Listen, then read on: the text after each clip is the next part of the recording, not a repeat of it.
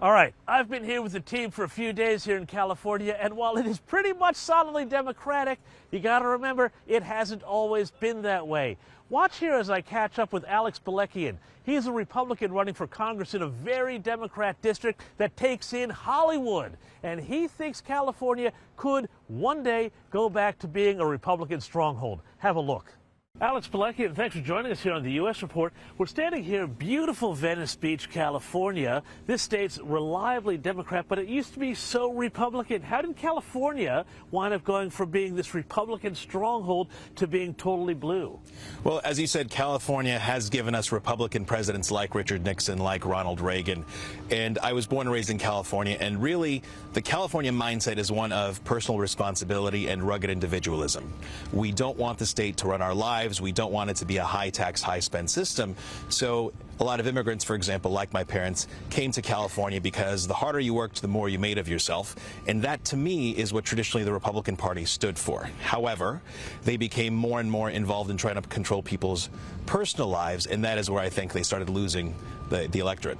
So that's what about the social issues and so on, but people still now, they must be getting fed up because what they voted for when we go around the city, when you look at California, is high crime, high taxes, a lot of homelessness on the street, and a magnet for dysfunction from around the country. Right. And the reason why I'm running, so I'm a practicing physician, but I'm running because we need better public safety. Crime is out of control. Homelessness has gotten worse on the watch of the politicians that have been controlling the state for the last 10 years. So between crime and homelessness and the fentanyl epidemic and our politicians apologizing for the criminals rather than holding them to account, that is why I'm running. So what do you see when you're out there canvassing, when you're out there talking to voters, how receptive are they to the Republican message? Are they baked-in Democrats now, or is there a mood for a shift? So my particular message is not entirely Republican. So what I'm doing is I'm focusing on public safety.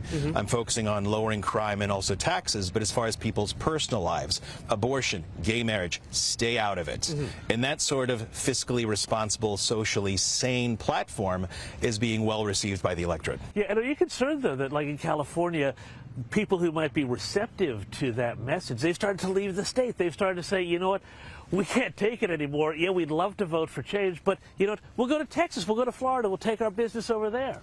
A lot of people have left. Those are the more conservative ones, but even the more liberal ones are finding that what they signed up for with their party is not what they actually want. So rather than it being Democrat versus Republican, now it has started to be progressive versus non-progressive. Yeah, so like your district, though, you've got the district that you're running to take a House seat in for Congress, the 30th Congressional District.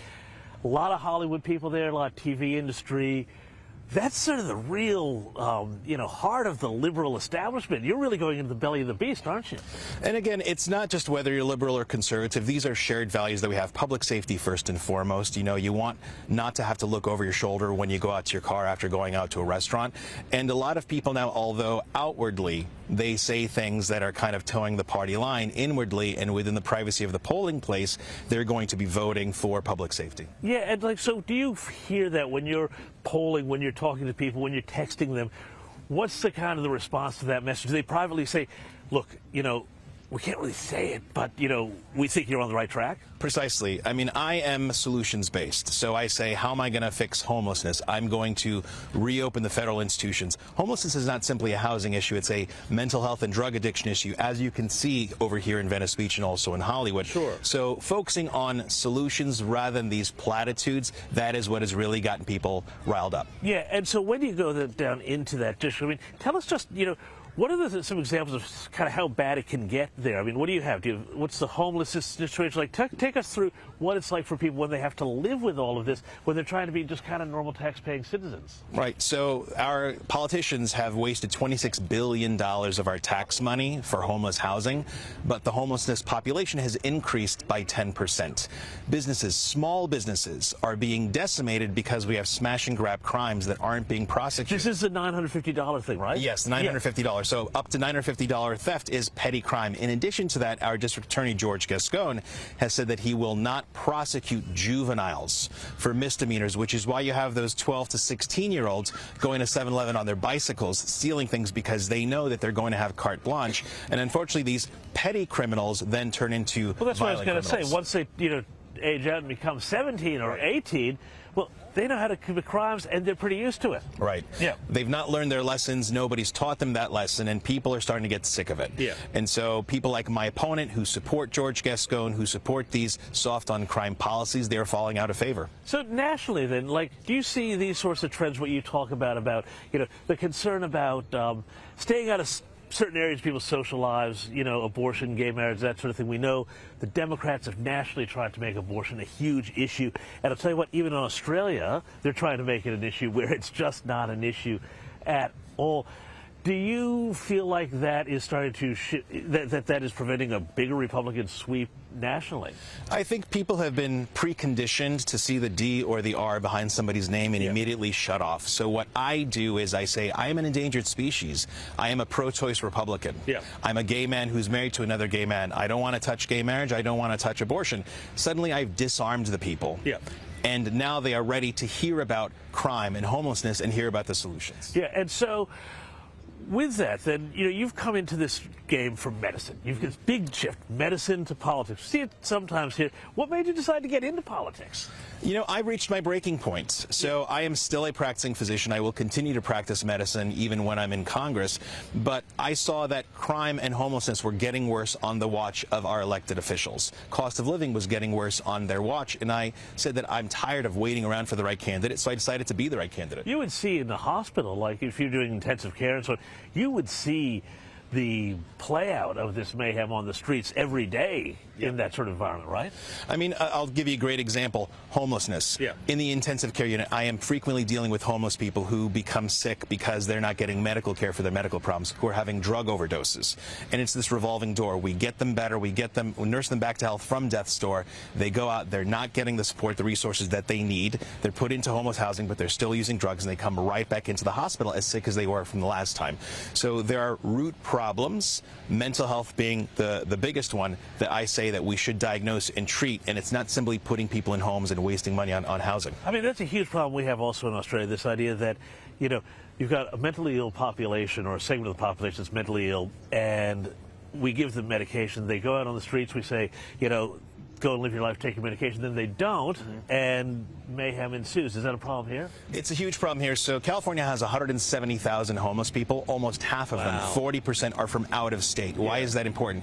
Because the medical literature shows that when your family is involved with your mental health care, with your drug rehab, you have better outcomes. So one of my plans from Congress is to find the families of the 40% of homeless here, ask them where are they, transport them across state lines, give federal dollars so their home states can establish mental health and drug treatment, and that way you even out the balance and get these people the care and the support that they need. So finally, let's go back to the big national race here. You know, we talked about California at the start. It's a Democrat state that turned Republican. I know it's hard to poll in a district like this, but overall, national or statewide, what are you seeing? Do you think there's going to be a swing back to the GOP, even if it obviously is almost surely going to go Harris? So people want a swing towards the middle. Yeah. There are 80% of us in the moderate middle who are sick of the far right and sick of the far left. And I think whichever party gives us a likable, relatable candidate who actually caters towards the moderate middle, as I like to call us, that's the person who's going to be elected. And Kamala Harris, I mean, do people here, she's a Californian, obviously. She had a record as a San Francisco prosecutor. Some people, she's running on this prosecuting record, but some people associate her with a lot of the dysfunction up in San Francisco. Are Californians warming to her as one of their own? No, because there are daily reminders that she was the chief architect of Prop 47, which created this $950 limit for petty crime, which allowed us to be soft on all of these criminals. So she has been indelibly associated with Prop 47, and she can't shake that off, unfortunately. So when she runs as this sort of, hey, I was a tough prosecutor, I was prosecuting transnational crimes and all of that, there's a bit of BS in that. People don't believe it. They know that she wasn't involved as a district attorney, and really the things that she can be tied to are the ones that have made our daily lives a living hell. Alex Balekian, thanks so much. Appreciate it. Thanks for having me.